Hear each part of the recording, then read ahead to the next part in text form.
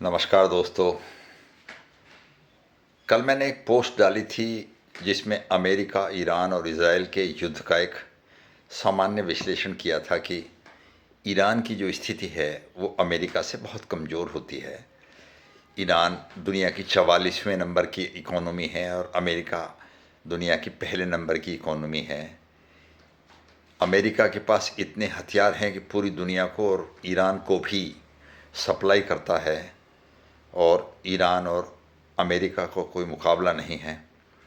तो इसमें मैंने किसी की तारीफ़ या किसी की बुराई नहीं की, बल्कि वास्तविकता बताई थी। किंतु कई मुस्लिम भाई बहुत नाराज़ हो गए।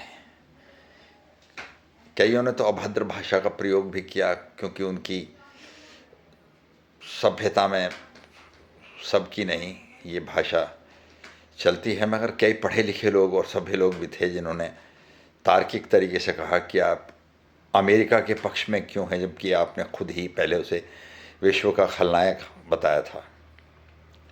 तो मेरे बहुत सारे मुसलमान दोस्त भी हैं और व्यक्तिगत तौर पर मैं उनके प्रति कोई नफ़रत नहीं रखता, मगर मुस्लिम मजहब के प्रति मेरे दिमाग में एक पूर्वाग्रह है, एक दहशत है, एक नफ़रत शब्द भी इस्तेमाल कर सकते हैं आप। क्योंकि मैंने बचपन से देखा और पढ़ा है, इतिहास की किताबों में पढ़ा है और खंडहर देखे हैं मंदिरों के और रक्त रंजित इतिहास को पढ़ा है, और भारत में होने वाले आज़ादी के बाद 3,500 दंगे देखे हैं, और पाकिस्तान से कट कट कर आए लोग जो मेरे बहुत सारे मित्र भी हैं, उनसे मेरी बात भी हुई हैं। तो कुल मिलाकर एक ऐसी छवि दिमाग में बन जाना ये सामान्य सी बात है। भारत सनातन का, आर्यों का एक देश था, जहाँ ऋषि मुनि नदियों के किनारे बैठकर जीवन की मूल्यों को, जीवन की सच्चाइयों को ढूंढ रहे थे, आध्यात्म को ढूंढ रहे थे, परमात्मा को ढूंढ रहे थे, विवाह की पद्धति पर शोध कर रहे थे, आचार विचार सिखा रहे थे विद्यार्थियों को आने वाले जीवन के, कि किस तरह आपको 25 साल तक शिक्षा लेनी चाहिए, 25 साल से 50 साल तक गृहस्थ आश्रम स्वीकार करना चाहिए। और उसमें बहुत सारी बुराइयां भी बाद में पैदा हो गई। जैसे ये तय किया गया होगा कि जो बहुत ब्रिलियंट, क्योंकि ब्रेन तो सबका अलग अलग होता है, जो बहुत ब्रिलियंट बच्चा होगा उसे शिक्षा देने का काम करना पड़ेगा और उसे ब्राह्मण माना जाएगा, और जो लड़ने में बहादुर होगा उसे क्षत्रिय माना जाएगा, और जो साफ़ सफाई में निपुण होगा उसे साफ़ सफाई का काम दिया जाएगा, शूद्र माना जाएगा, और जो व्यापार में निपुण होगा उसे वणिक माना जाएगा, वैश्य माना जाएगा। किंतु मुझे लगता है कि कालांतर में समय के साथ साथ लोगों ने उस पर कब्जा कर लिया होगा। ब्राह्मण ने अपने अयोग्य बच्चे को भी ब्राह्मण ही बनाया होगा।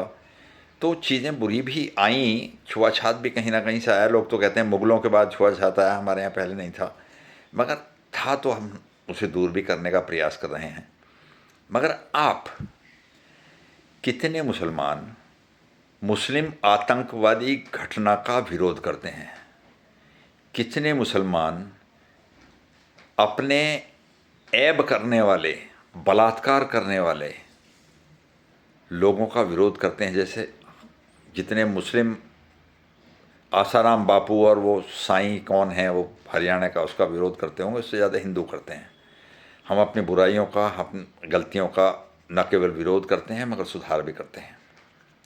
तो जब इतिहास मैंने पढ़ा बचपन में 6ठी-7वीं क्लास से, तो पता लगा कि भारत में मोहम्मद बिन कासिम, महमूद गजनबी, मोहम्मद गौरी, तैमूर लंग, बाबर, नादिर शाह, अहमद शाह अफ़दाली और औरंगजेब जैसे आतताइयों ने न सिर्फ धर्म परिवर्तन किया, न केवल आर्थिक लूट की, न केवल बड़े बड़े हरम बनाकर उसमें हिंदू मुसलमान और सब धर्म की लड़कियों के साथ बलात्कार किए, बल्कि हिंदू मंदिरों को तोड़ने का काम भी किया।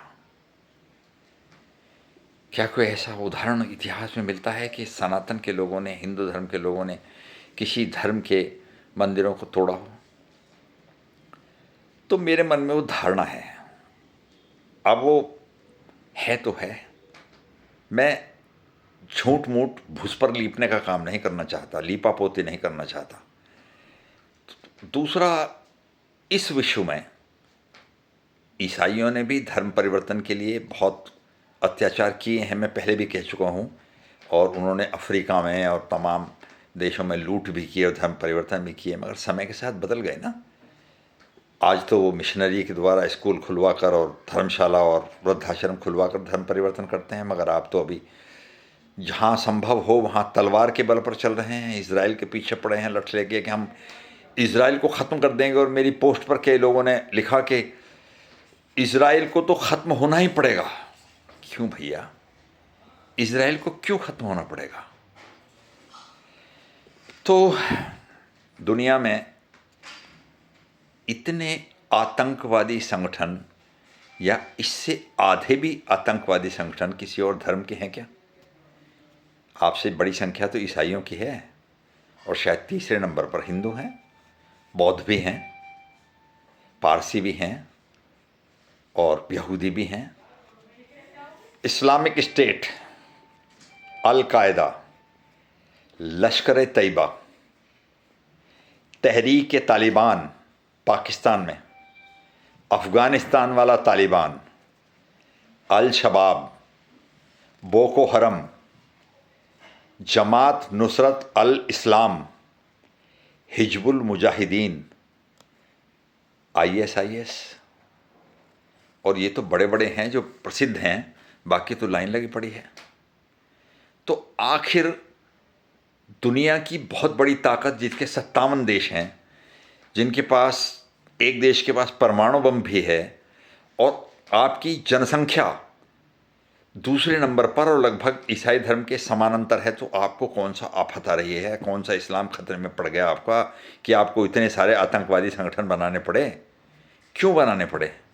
और मैं पिछले 50 साल से, जब से मैं थोड़ा बहुत अखबार पढ़ना, रेडियो सुनना सीखा हूँ, इस बात का इंतज़ार करता हूँ कि कोई भी अगर इस तरह की घटना घटे, मुसलमान के द्वारा कहीं दुनिया में आतंकवादी घटना घटाई जाए, कहीं पहलगाम में लोगों को गले काटे जाएं या उदयपुर में एक आदमी को मार दिया जाए, तो कितने मुसलमान उस घटना का विरोध करते हैं। मैं ये देखता हूँ, एक भी नहीं मिलता।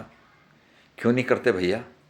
आखिर मुसलमानों में एक ऐसा शिक्षित वर्ग क्यों पैदा नहीं हो सकता जो मुसलमानों की कुरीतियों का विरोध करे, हिंदुओं की तरह जो मुसलमानों की आडंबरों का, ढोंगों का और खराब परंपराओं का विरोध करे और आधुनिकता। यहाँ तो एजुकेटेड लोग, मोहम्मद अता टॉपर इंजीनियर था, और उसने वहाँ जाकर इस तरह की हरकत की कि अपना शरीर लेकर जहाज में उसमें घुस गया, जहाज में बैठकर अपने शरीर के साथ टावर में घुस गया। और हज़ारों लोग जो वहाँ ईमानदारी से, बेचारे, उनका कोई अमेरिका की सेना थी वो, या कोई अमेरिका के वो आतंकवादी थे, वो सीधे साधे लोग सुबह को अपने बच्चों को स्कूल भेजकर नौकरी के लिए आए थे, आपने उनको मार दिया।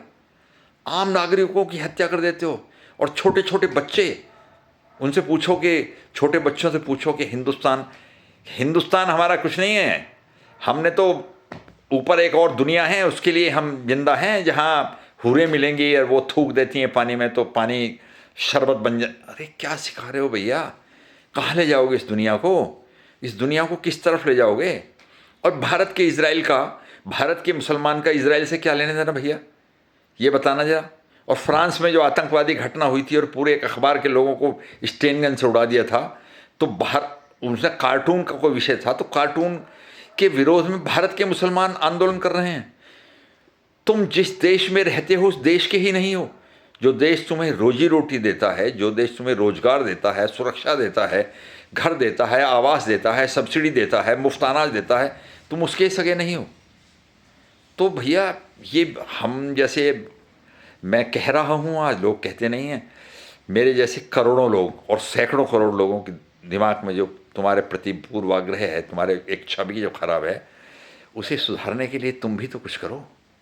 केवल किसी की फेसबुक पर, किसी के यूट्यूब पर गालियां देने से तो आपका धर्म महान नहीं हो जाएगा ना।